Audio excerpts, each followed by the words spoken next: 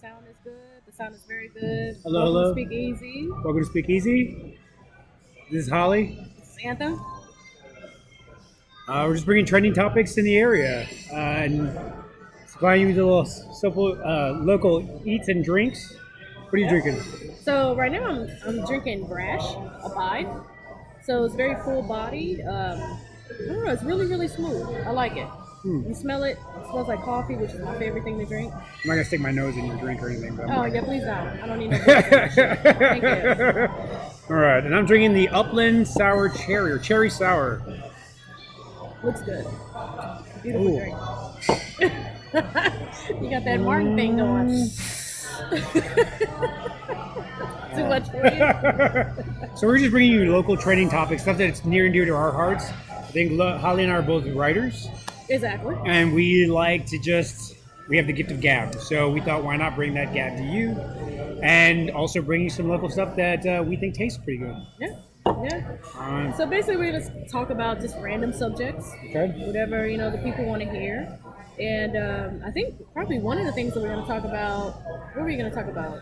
We're gonna talk about sexuality. Sexuality, Yeah. faith, We- religion. We're gonna talk about it all. Yeah, all of it. Yes. All of it. Yes. So we will dig right in. Dig right So, in.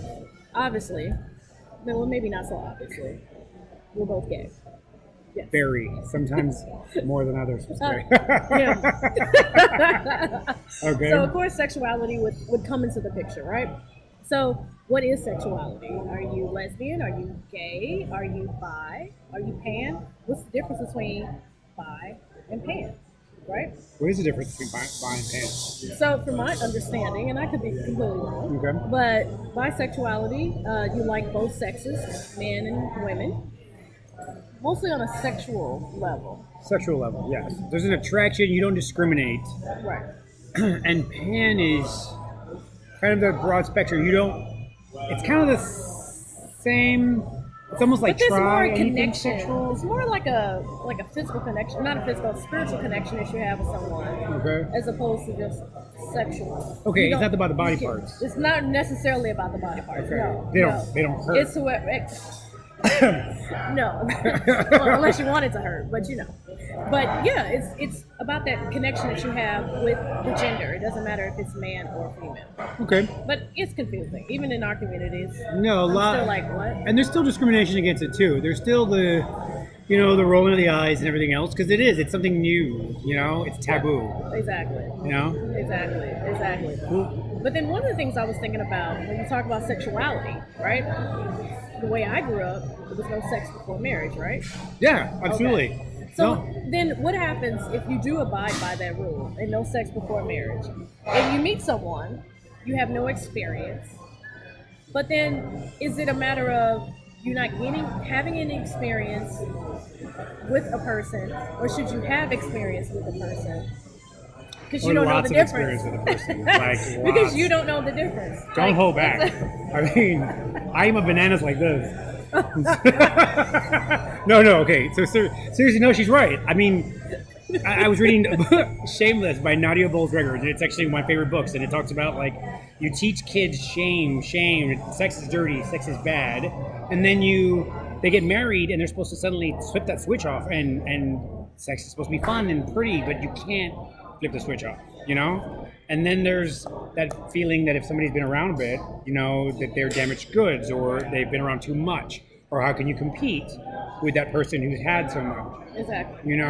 So it's kind of, for me, I'm like, well, is it okay to not have the experience because you don't know anything differently when you do meet somebody? Or should you gain that experience and then you find someone and it sucks? You know what I mean? No, yeah, absolutely. Or what if you find it bendy or like it's cold all the time? What do you do? What is the proper?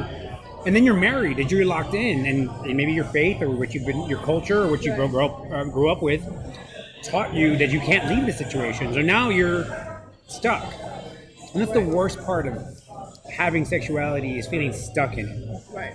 Right. I think about like there was a statistic. Well, this is a couple years back, but there's a statistic that 70% of women have never had an orgasm. That's scary. That's scary to me. Okay, excuse me.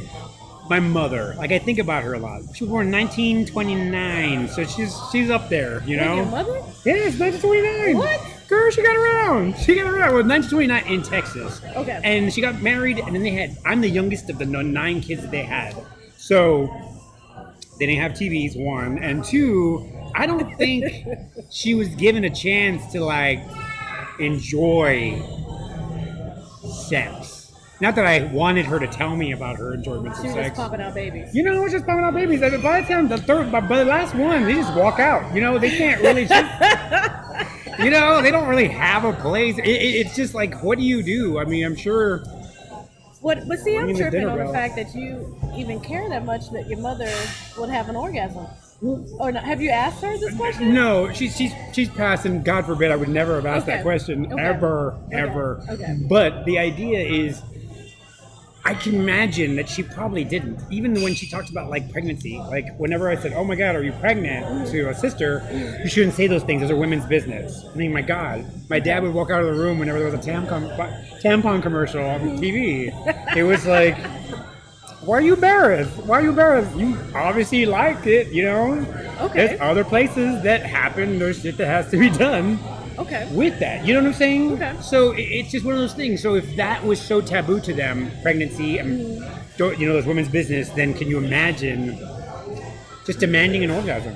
But then, okay, so this brings about another thing that since we're talking about this now, Okay. masturbation. Okay, this is really good, by the way. It's very tasty.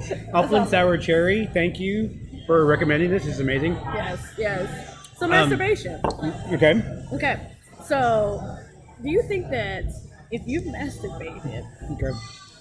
for a very long time, does it make sex harder for you? Because you're used to pleasing yourself, right?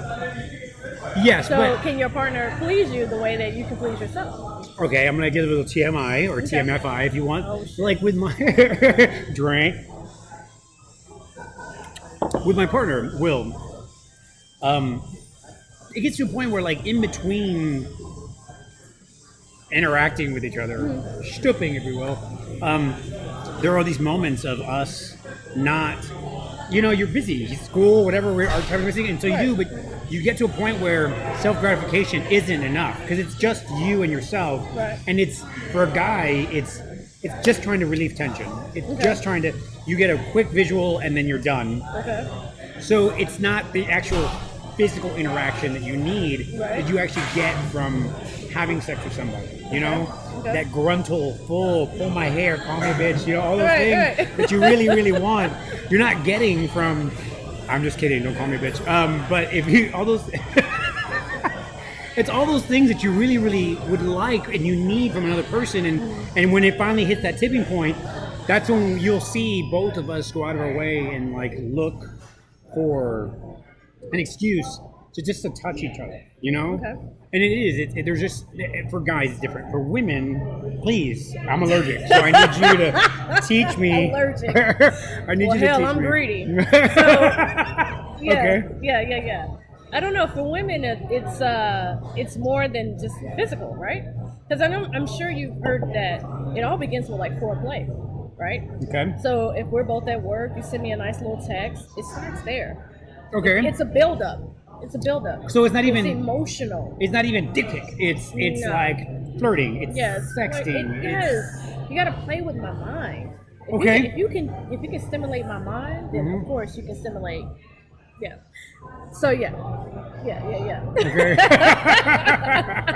So for women, it's absolutely different. Okay. And I do believe that two women absolutely know how to please each other. Okay. That's fair. It makes it very, very Well, easy. you know your own body. You know absolutely. where. I didn't even know that the anatomy. Okay, again, I also looked the other way during anatomy classes. I'm a little scared, but it is. You know your own body. You also know where places are. I think guys take, men in general, older generation, our generation and older, take women's anatomy for granted. There's that episode of Friends where she's like, the 7 basics. He's like, 7, you know, and he's like, that's Really? one. It's a big one, you it's a know. big one. Yes.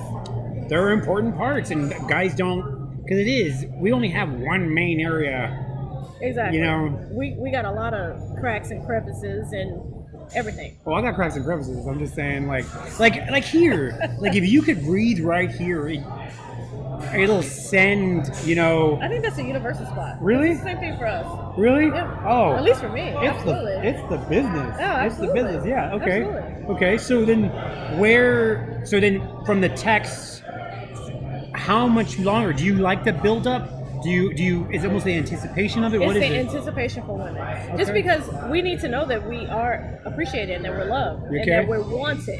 Yeah. You know what I mean? Absolutely. So if you start, as soon as you walk out the door and you send me a text, I miss you, or can't wait to see you tonight, or blah, blah, blah, it starts from then on. And I'm not saying like a bunch of texts throughout the day, but, a couple throughout the day. And then when you get home, you're ready. Okay. You're ready, especially if you cook Leg. my favorite food. She said, okay, ready. no, Yeah. you're right. Absolutely right. You're absolutely right. And I mean, I'm OCD. One of my favorite things to do is, I never told any relationship that I like cleaning. Like I need things to be in order. Right. I may leave a mess in a corner, but it's my perfect mess. I know Right. what's in there. I know Right. how to fix it. I know what to come out of that. But Right. the buildup of that cleaning and like that. Cleaning with Will and I think it builds up to this.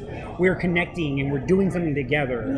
I've been trying to get him to paint with me. All these different things are different things that I would like to build up toward. So you're right. I think that mental stimulation, that connection with another person, is not showing me that I'm just this thing that helps you. Right. You're also helping me. Yeah, I guess. Yeah. Yeah. Well, I mean, I can see, but see, that's the issue with men, though. You're helping me. It's always selfish. yeah. It's always it's mine. It's mine. Women are a little bit different. Okay. Like of course, all women would absolutely love to have an orgasm, but in some cases, we can handle ourselves. Well, But do you if- want to? Does that feel Not necess- less than though? Like No, where you're like, no, it's no. okay, I got this. No, not necessarily. If you're with the right person, Okay. then you should be able to communicate. I'm a communications major, so I'm all about communicating. But if you communicate with your partner, then you should be able to tell them what it is that you like and what you need. But in that sense of, say, they're done, right? Mm-hmm. And then you're like, it's okay, I got this? Or is it like, just be with me and I can get us the rest of the way? Or what is that conversation like? Is that It depends on each individual couple. Okay. If you will. Sometimes it's that way. Some women get upset when they can't, but because we're so used to not having that satisfaction, we're used to just doing it ourselves. Okay. Yeah. All right. So that makes sense. That's it. Okay. Okay. Well, that brings me to another thing. Love and digital dating. Like, what? Now that we have social media, we have so many different portals to connect with people, and yet connecting with these people digitally, I sometimes feel more alone than actually interacting with these people. Yes. I was born in 81. You were born. 81. Thanks for telling my age. You're welcome. So we were both in 81. So I grew up with the internet being on AOL dial-up. The only connection with gay people I had on gay.com. And if mom picked up the phone in the middle of my connection with somebody in Massachusetts, they're like, they messed up my love life, But that was the only way you could connect digitally. Everything else had to be done, and you get so frustrated with that you went to bookstores, and you went to coffee shops, and you tried your best, and it was part of the the allure of the search, kind of like the building up to sex. Yeah. It's the allure of the catch and find. It's the hunting. It's the you don't know, but whatever. But now. this digital world, I think it took a lot of that away.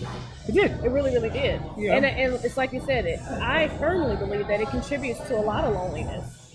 It does. Yeah. It does.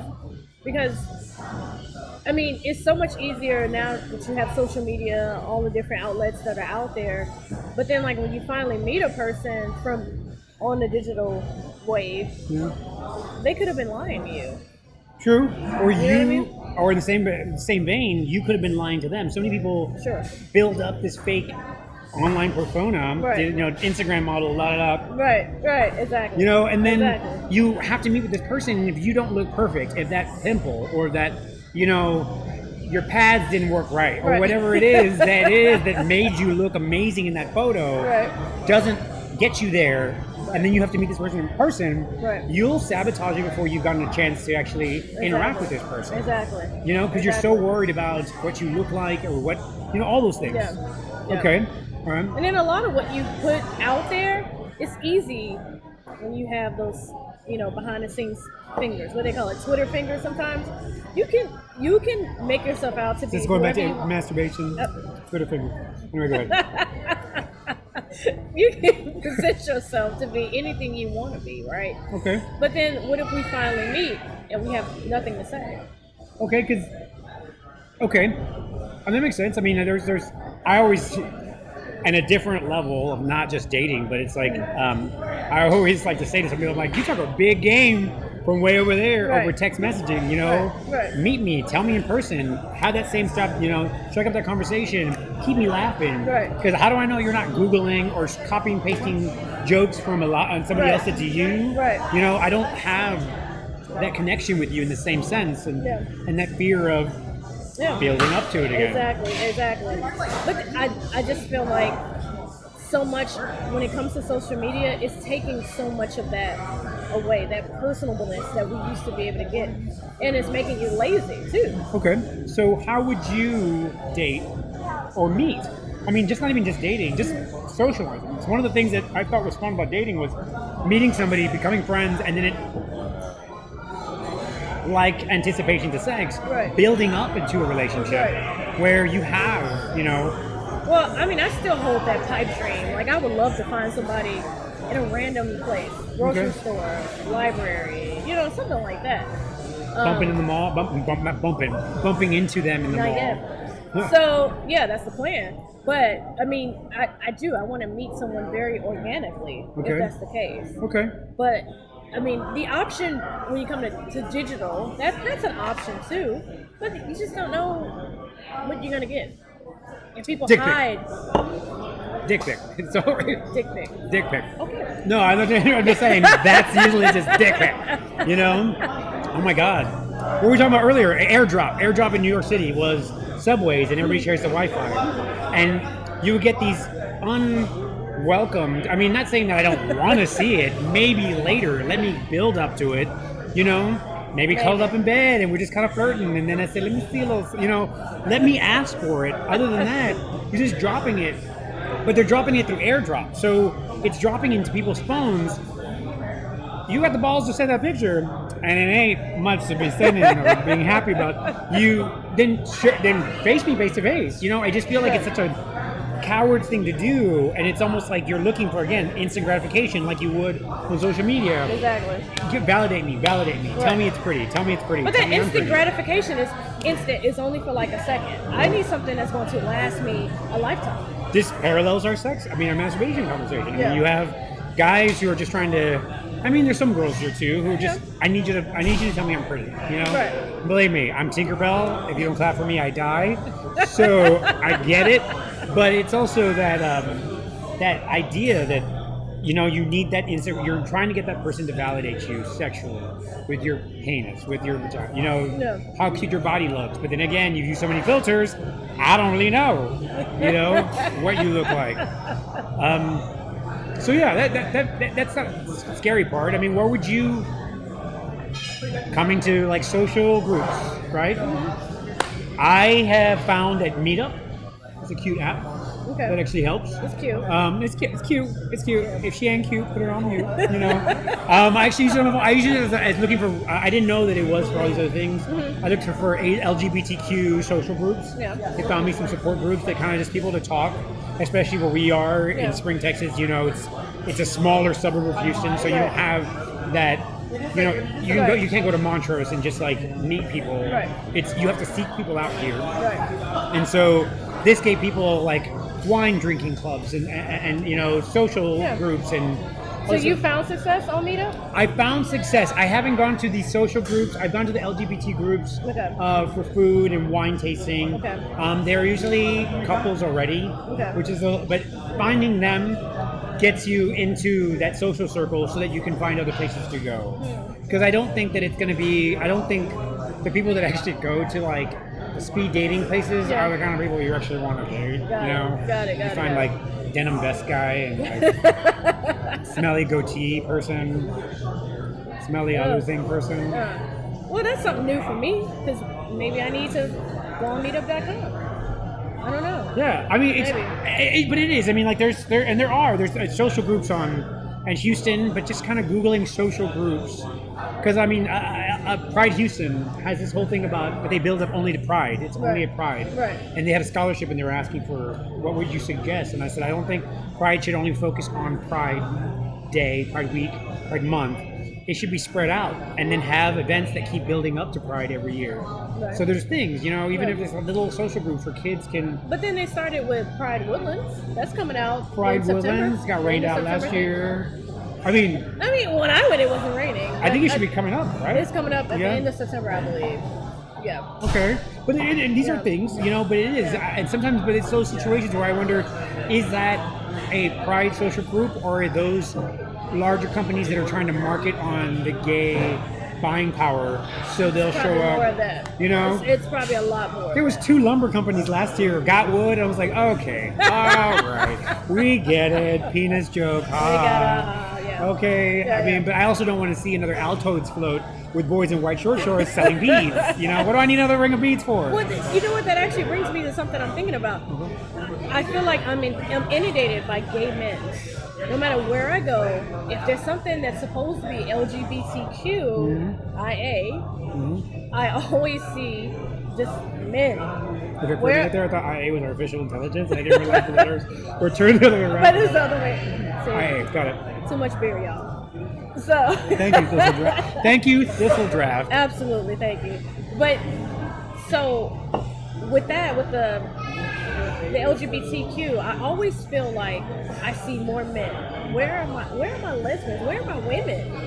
I think culturally we've been divided. Because believe me, growing up, lesbians scared the hell out of me. They were tougher than me. I know they could kick my ass. Sometimes I would hit on a couple because they were really hot and butch. And I was like, oh, hey. And she turned around and I was like,